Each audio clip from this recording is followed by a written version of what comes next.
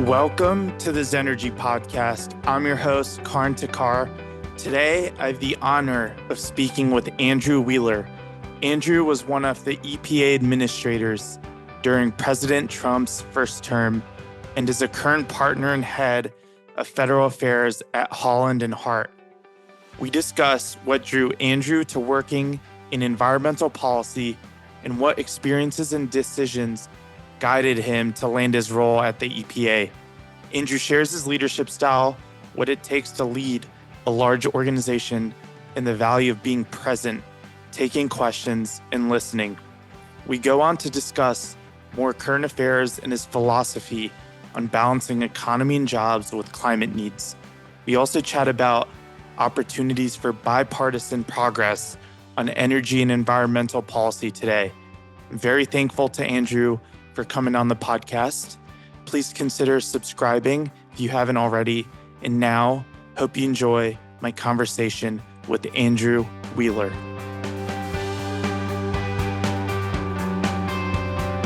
Hello, Mr. Wheeler. Welcome to the Zenergy Podcast. It is a true honor to have you on the podcast. And as I was mentioning before starting the recorder, I had the opportunity to hear you speak at the ACOR Policy Conference a couple months ago, and as soon as that panel discussion kicked off, I was like, "Oh, I gotta have you on the podcast." And grateful that you're taking the time today. Would love to kick things off just by diving a little bit into your professional journey, which has been inspiring. And you've had a remarkable journey rising to become the EPA administrator under President Trump in his first term.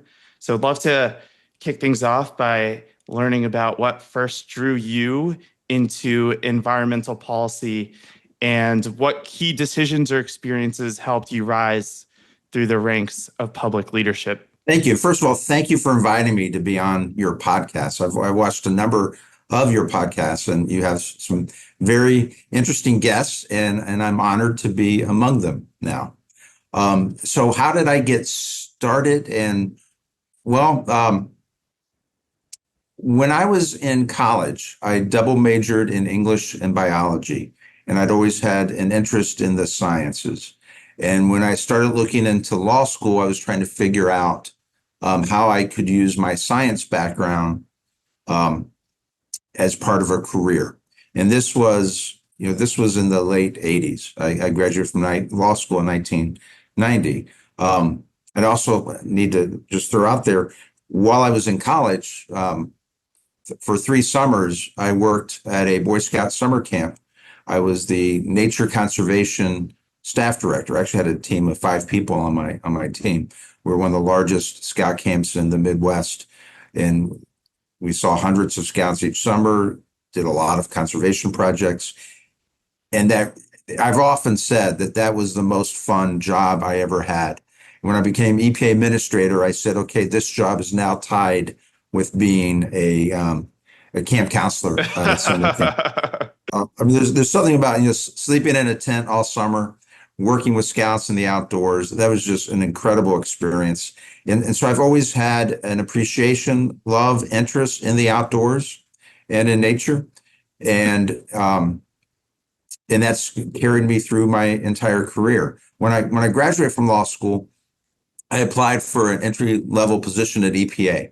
So I started my career at EPA, and wow. I was GS9, and I was there for 9 years before I took a fellowship working in the U.S. Senate, and then I ended up staying in the Senate and working there for 14 years before going into private practice, and then moving back to EPA as the administrator. So going back to EPA as administrator is kind of a full circle for me in my career, starting out as a GS9 and then eventually becoming the administrator at the agency. And that early experience, those first 4 years in my career, really helped me as an administrator of the agency.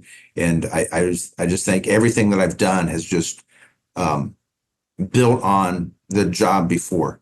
And when I counsel young people today starting out in their careers, I always tell them, don't. Of course, I didn't necessarily follow this advice. I said, don't look at this job. Look at the next one. what job, if they have a choice between jobs, what job will get them to the one after this? What is their ultimate goal? Because I look at a career as a tree, and you have different branches that you can take, different turns, different junctures in your career, and you shouldn't just be focused. Okay, do I take this job making $50,000, or do I take this job that makes $75,000? Well, the job making $50,000 may be a better career opportunity, and it may get you to that next job that you really want. So you got to figure out what your goal is, and there's no problem or reason why you can't have multiple goals. I did not set off my career with the intention of being the administrator of the EPA. Just the way things worked out, it happened. That was not my goal. My goal was to work in public policy, and I love my time in the U.S. Senate. And my goal was to advance in the Senate. I eventually became staff director and chief counsel for the Senate Environment and Public Works Committee.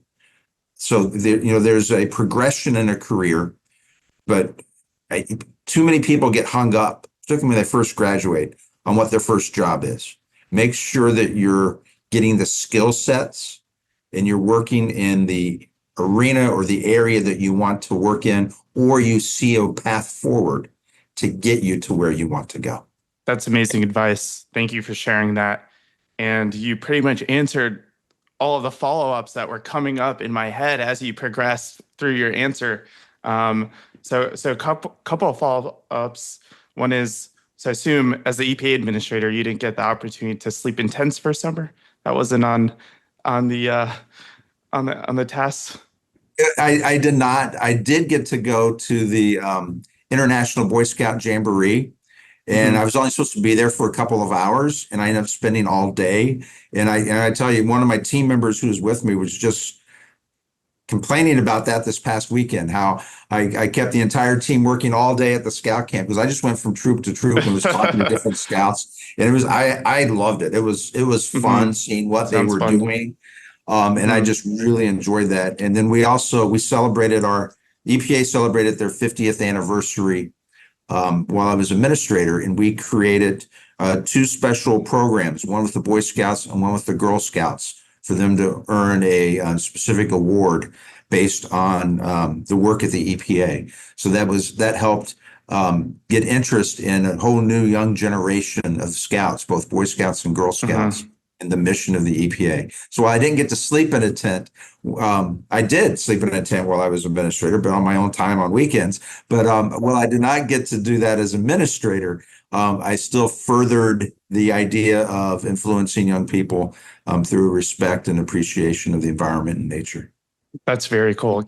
It came full circle, it seems, in many different ways, with the Boy Scouts, and then also starting at the EPA, ending back at the EPA. It's really incredible to hear how it's all transpired from your side.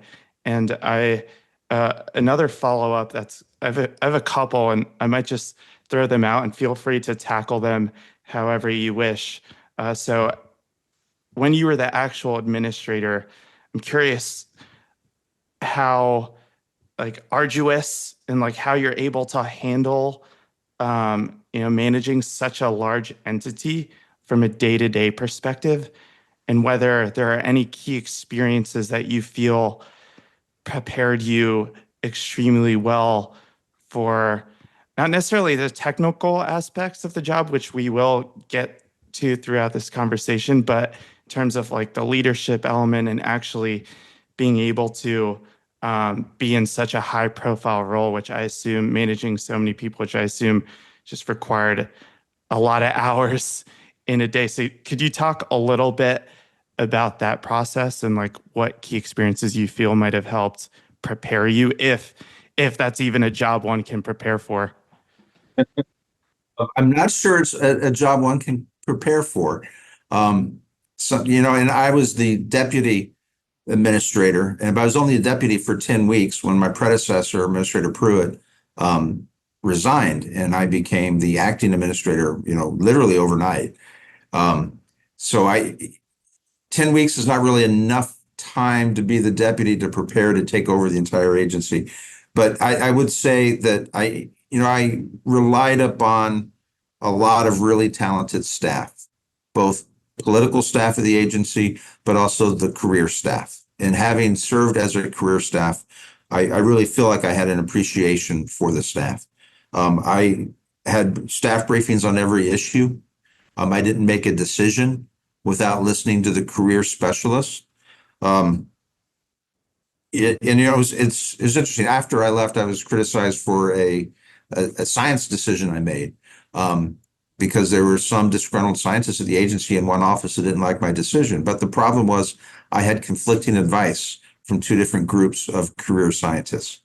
So you have to, if you're going to lead an organization, you have to step up and make some difficult, hard decisions. But you have to listen. And I listened to my political team, and I listened to the career staff. And one thing that I did, and I made a point of doing this. I did all hands meetings, both at the headquarters and in different program offices. I visited all 10 of the EPA regions. And I did all hands meetings in each of the regions. And I started with all of the laboratories, and I got to four of the labs, I think. And then COVID hit. And so I wasn't able to finish going to all the labs. But what I did when I visited every office was, I gave remarks. I gave an update on where we were. In each update was different because they, over a period of weeks and months to hit all the regions. But I took questions. So I would stand there and I would take questions from the audience, and I always built in more time than what we announced. If I said I was going to be there for an hour, I was there for an hour and a half.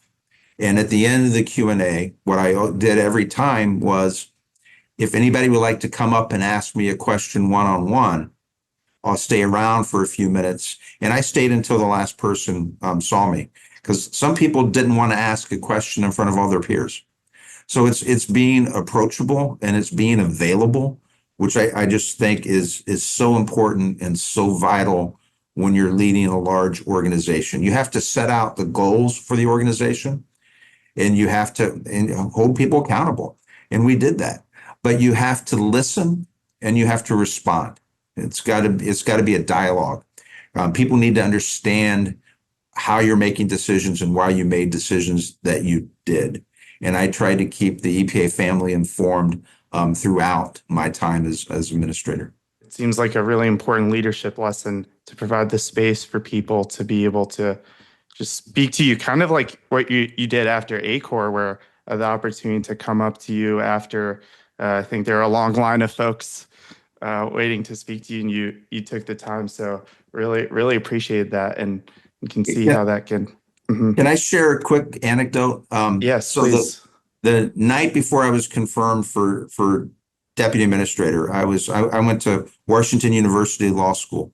I was at a university alumni event here in DC, and one of the other alumni of the university is William Webster, who was the head of both the FBI and the CIA, the only individual to ever be the head of both organizations.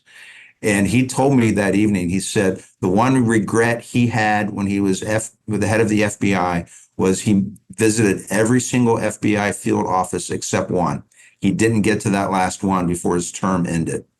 And I took that to heart. And he's now 100 years old. And I see him. There's a alumni group of all former cabinet officials, Republican and Democrat. We get together for lunch once a year. And I see him and his wife at those lunches. And I told him after I was minister, I said, I took your advice to heart, and I visited all 10 of our regions, and I started visiting all the labs before COVID hit. But, having him tell me that was his one regret as FBI head, was that he didn't get to every single field office.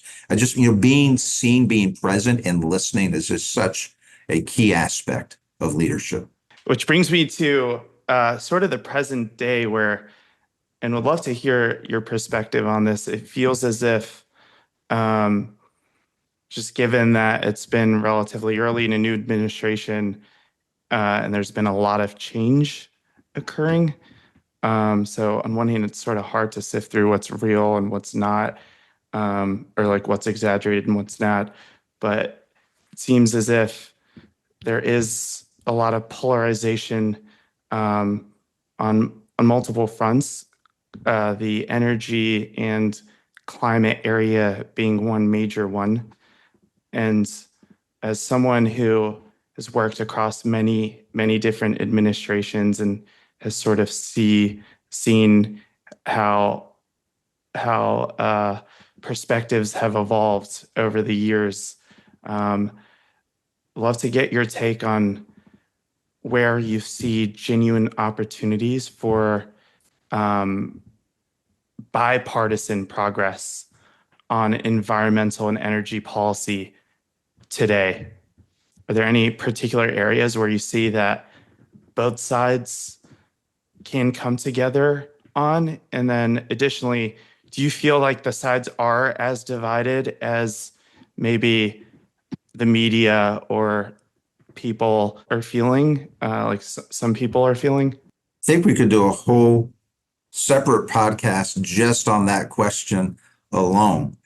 So let me try to answer some of the points, and if you want me to go in more detail, please just stop me and ask for clarifications. First of all, I think that the media and politicians like to point out the divisions in our society. They profit off of it, both parties and the media in particular. It's not newsworthy if you write an article about how everybody agrees on an issue. When I went back to the agency for my portrait unveiling, the former Administrator Reagan under President Biden hosted for me. In my remarks, I pointed out that I really believe that the political leadership, regardless of administration at the EPA, probably agrees on about 80% of the issues. And it's that 20% that people focus on and that is used to divide us. I've never met a Republican that wants to pollute the environment. I just, you can go back maybe 100, 150 years when people were polluting regularly, and some of the oldest Superfund sites date back that long to the pollution. And a lot of that was done before we knew what the impact and effects are. So I don't really see people in this field, environmental professionals, as wanting to destroy the earth, to destroy the planet. But there are some real differences. And part of those differences are how you approach environmental problems. Under the Clean Air Act, perfect example. The air today is, what is it, 90?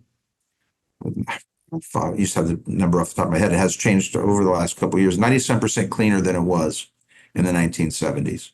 Most people don't understand or realize that. A coal-fired power plant, a state-of-the-art plant today, is up in the upper 90% cleaner than it was in the 1970s. So we've made incredible progress. But the problem that we have with the progress that we've had is that we got 80% of the pollution cleaned up at 20% of the cost. And now we're trying to figure out how to clean up the remaining 20% of pollution. And it's going to be 80% of the cost. So there's a flip there. The cleaner we get things, the more difficult it is, and the more expensive it is to clean things up even more.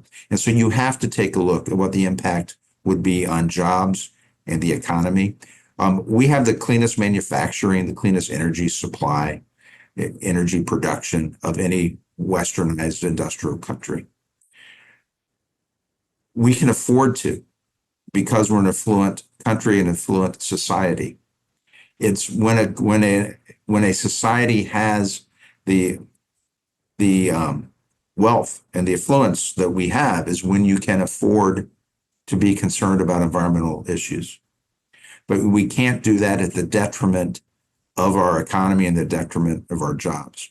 When you look at the number of people in the world today who still don't have electricity in large parts of Asia and Africa, when you have 1 million kids that die from lack of potable drinking water worldwide, if we were to spend a fraction of what we have spent in Western economies on climate, for example, to address the drinking water problems of children in Asia and Africa who die every day from lack of potable water. That's a problem for society. And I gave a speech when I was administrator at the I believe that was at the Wilson Center, where I said I believe the water is the number one environmental issue plaguing our world today.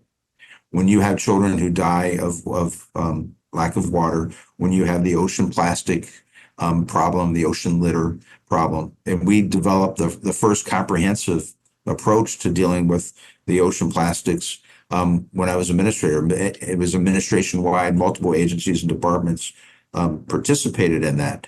You've got to stop and take a step back and say, what are the environmental problems that are most plaguing us today? Now, if you like to get into climate, yes, climate change is real, but it has been changing and it will continue to change. I believe in new technologies and looking at adaptation. I don't think when you're dealing with a worldwide problem, unilateral disarmament of our economy or of our energy production is not going to help the people who live here in the United States. My predecessor and Gina McCarthy, when she was EPA administrator, testified on the Hill that if you zeroed out, she was pressed on in a question, if you zeroed out utility emissions here in the United States, what would that change the worldwide temperature? And it was, negligible. It was like 0.000 and then some numbers, degrees. So you have to take a look at what are the problems and what are the potential solutions. And I do believe that technology is going to help us in a lot of respects. I'm very bullish on nuclear power. I think that's going to solve a lot of problems long term. But in the meantime, you have to have electricity. It has to be affordable and reliable in order to have the manufacturing jobs here in the United States. When you're a worldwide corporation and you're trying to decide where to locate a production facility, three of the big criteria that you look at are the cost of labor, the cost of energy, and the availability of raw materials. We have the raw materials. Our labor is more expensive, so we have to be competitive on the price of energy. And when we're competing against China and other countries for those jobs and those manufacturing facilities, would we rather have those jobs go to another country where the energy is much cheaper because they pollute more? Or should we have a balanced energy portfolio here in the United States? We set the gold standard for energy, for environmental regulatory programs. Other countries mimic and will mimic what we do. I got to visit a phosphorus mine in Florida when I was administrator, and they had some enforcement actions taken during the Obama administration. We worked with them to get the facility cleaned up. I went there to visit it. They were doing an incredible job on the reclamation. I asked them who their number one competitor was, and they told me a company in Morocco. I said, well, what does your competitor do with their waste? So they dump it in the Atlantic Ocean. We would never do that here.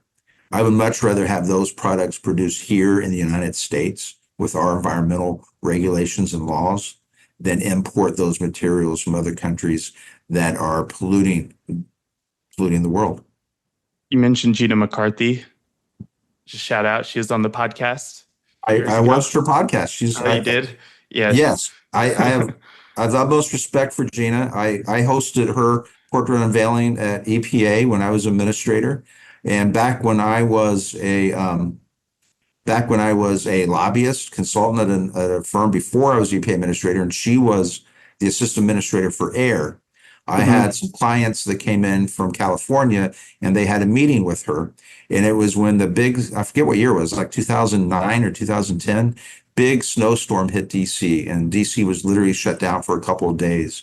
They couldn't even plow Pennsylvania Avenue. And she came into the office to meet with my group who'd already flown here, and they were staying at a hotel, so they could easily walk over to the EPA building. The entire building was shut down. I think Gina actually had to come down and greet us because there just weren't people in the building to do that. But her professionalism, and I have utmost respect for Gina. I do want to ask about any just transformational experiences that you've had as administrator, like meeting, I'm sure you've met so many foreign leaders. Also, what's President Trump like? I'd love to get if you have any anecdotes that you're willing to share on that front. And then I do want to circle back to what you shared regarding your philosophy in areas of potential agreement, which will I think be a good way to round out this conversation. So I'd love to hear some anecdotes while we're on this thread. Sure. So, I got the honor of representing the United States at three G7 meetings and for environmental ministers and two G20, although the second G20 Saudi Arabia hosted and it was in 2020, so it was virtual. But I did get to go to Japan to participate in the G20 environmental ministers meeting. My first G7 environmental ministers meeting, I will say that my colleagues from the other 6 countries all pointed out they were upset that we had pulled out of the Paris Climate Accord. And each time they pointed that out, I just pointed out that we've actually reduced our CO2 emissions more than the other 6 countries. So they quit pointing that out after once or twice. And I politely said that we have reduced our CO2 emissions more than they have. Probably the biggest honor I had internationally, I represented the United States at the inauguration of the new president of Uruguay. So I actually flew down on military aircraft and flew down and back. And the president of Uruguay, he had interned at EPA when he was in college. And he actually was, and this was in February of 2020, before COVID hit. It was one of my last international trips. And he had decided to create, at that point, the environmental program in Uruguay had been underneath another program. I forget which one, I think maybe housing or something like that. And he decided to elevate it and give it cabinet level status. And they were going to, put forward legislation to create a new environmental agency for the country. And he wanted advice. And, I actually he held up the receiving line at his inauguration because he wanted to talk to me about that. And people were getting backed up behind me, and the protocol people were trying to break us up, but he just kept having more and more questions for me. And what I did was I pledged that the EPA staff would work with his staff on suggestions. As I told him, we're celebrating our 50th anniversary this year. There are mistakes that we made in creating the EPA. And if we were to do it over again, I don't think we would do it exactly the same way. And that we would be more than happy to share our experiences with them as they create their own environmental entity. So that was a really great experience. I was the first sitting EPA administrator to visit the Amazon rainforest as administrator. Bill Riley went years later when he was with WWF. But I was the first EPA administrator to visit the rainforest as administrator, and so that was a great honor as well. You asked me about President Trump. I will say that every meeting I had with him in the Oval Office, and every phone conversation I had with him, he was always well prepared, and he always asked incredibly pertinent questions. So it was, he asked me difficult questions, but you could tell that he was prepared. I wasn't going in and briefing him on the issue from scratch. He had read the background briefing memos. His White House staff had prepared him. And he was always very well prepared. And I also say that and I don't know that he would like me to say this, but, he has, when he's giving an interview or press conference, he can be confrontational at times. He is, certainly one-on-one, the most pleasant, nice person that you'd ever meet. And it was just an honor talking to him and briefing him. And one other thing, the last, I've talked to him since, but the last official conversation I had with him was on January 19th, the day before his last day in office, back in 2021. his last full day as president. There was an EPA policy issue that I needed his direction on. And he called me on the 19th, and we talked a good 20 minutes or so um, on the policy issues. And if you read the media at the time, you go back on what was, if you watch TV, everybody assumed he was just focused on the election and the aftermath and January 6th and everything and the impeachment. But he was still working on that last day. And we talked about 20 minutes on the policy issue. Then he asked me how I was doing personally. Just a really good, genuine man. Since we're almost out of time, wow, this conversation has flown by. Would like to just try and tie things up a bit, especially as it pertains to what you're speaking about regarding the sort of somewhat differences, but also how there are a lot of similarities on like 80% versus the 20%, and then your perspective regarding the importance of having affordable energy and like economically developing in a way that doesn't necessarily, like, on one hand, pollute the environment, but also doesn't, stagnate growth and compress industries here in the U.S. Because, as you mentioned, we're often doing things in a much cleaner and more efficient environmental way than other countries.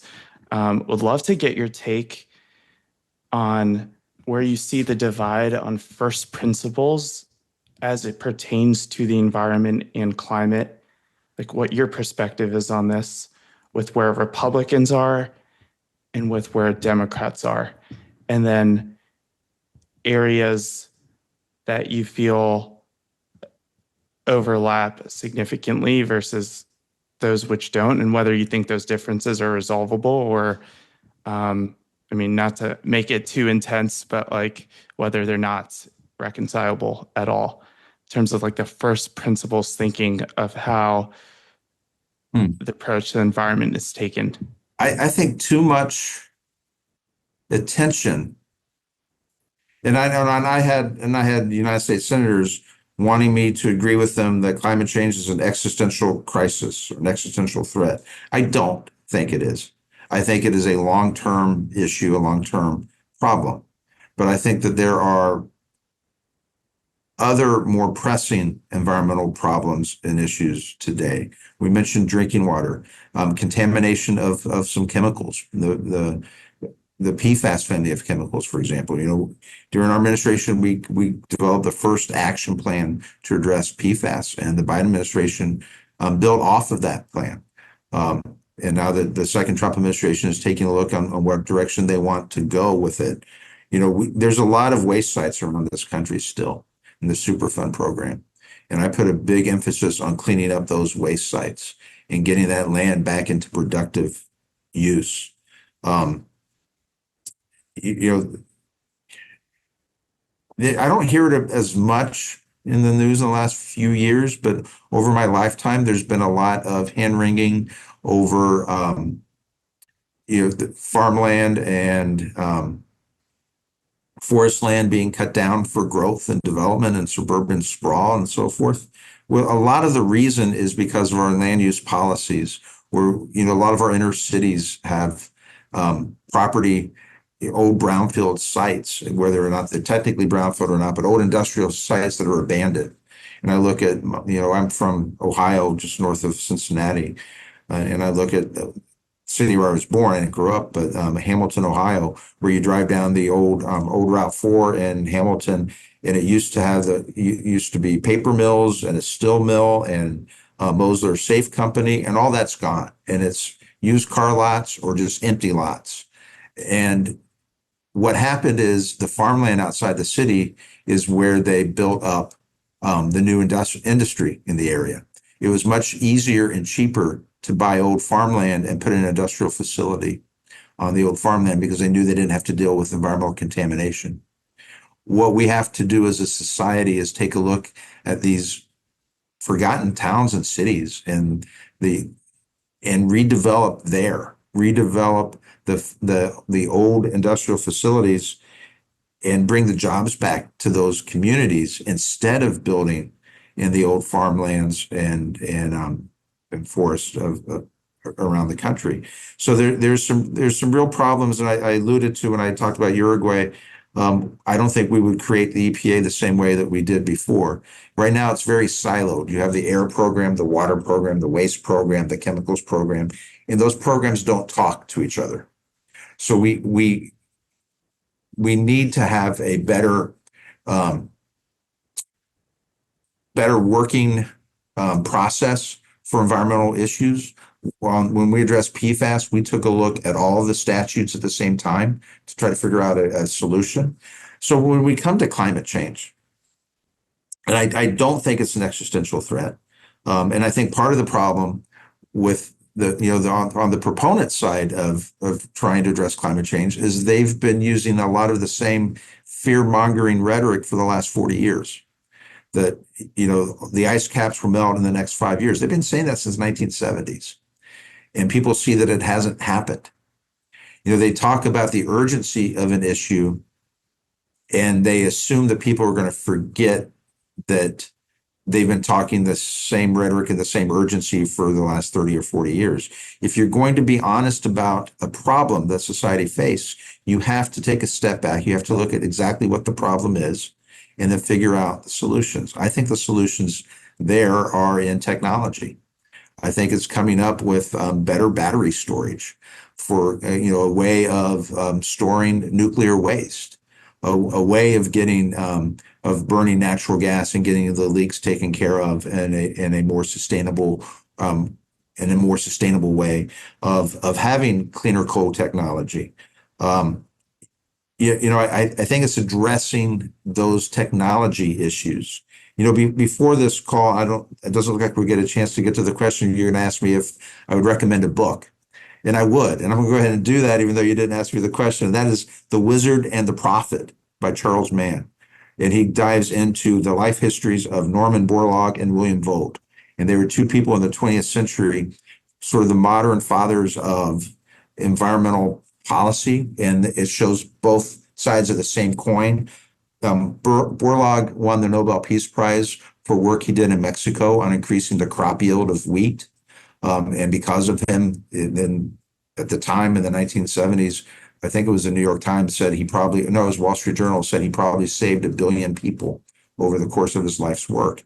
William Vogt argued that he was the one who coined the term carrying capacity in environmental terms. And he believed that the world could only support X number of people.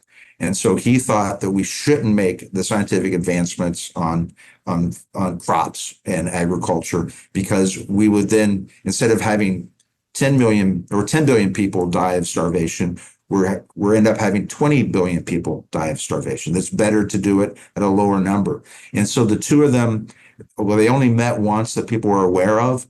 Their papers attacked each other. At least they attacked their philosophies. They didn't attack each other personally, which is actually a difference that we see today than what happened then. 100%. They weren't attacking each other personally, but they were attacking each other's philosophies and what each other wrote. But it really does wizard and prophet. Wizard on the science, prophet on the doomsday prophet type approach. Both brilliant men. And both really accomplished a lot in their lives, but both really spoke to the environmental problems in diametrically opposed ways. And I teach a class at George Mason Law School, and in my first lecture, I give examples of this, went all the way back to Plato and Aristotle, where you had people that approached the same problem in different ways. And we've seen that in the environmental area for the last 2,000 or 2,500 years. So these issues and problems have been around, really took off during the industrial age in the 1800s. But we owe it to the future generations to figure out what are the problems that we're trying to solve, what are the side effects of the solutions. When I say side effects, I mean like decreased energy, decreased jobs is a side effect or a result of some of the policy choices that we might be making. So we need to take a step back, take a look at the problem, take a look at the available solutions, and have a real discussion without getting personal and without the vitriol that, quite frankly, I think has really been expanded between, the two areas that I would blame this on are the 24-hour news channels and social media. It's people are arguing in echo chambers instead of looking for solutions. Thank you so much, Mr. Wheeler, for sharing all of this thoughtful perspective. I certainly learned a lot from this conversation. I'm sure listeners will as well, and really appreciate you taking the time. I feel like that is a great way to end, but if you have any final thoughts you'd like to leave us on, feel free to share. But overall, really grateful that you took the time to speak with and join the podcast today. Absolutely. And the final thought that I leave you with is just to thank you for what you're doing and that you are bringing people with different viewpoints out to discuss issues in a thoughtful manner. And this is the type of podcast that we need more of. So thank you very much for inviting me here today. I really appreciate that. And that is the objective. That's kind of my new mantra, and grateful that you were willing to share in such a thoughtful way all of these like very complicated issues and breaking them down and sharing your perspective on them honestly. And thank you again for your time. Thanks so much for checking out the Zenergy Podcast. If you enjoyed today's episode, please take a moment to rate and subscribe to the podcast. It would mean so much to me and the rest of the team. We release episodes every Thursday, so stay tuned for all new episodes featuring industry leaders building a cleaner, greener future for us all. See you next time.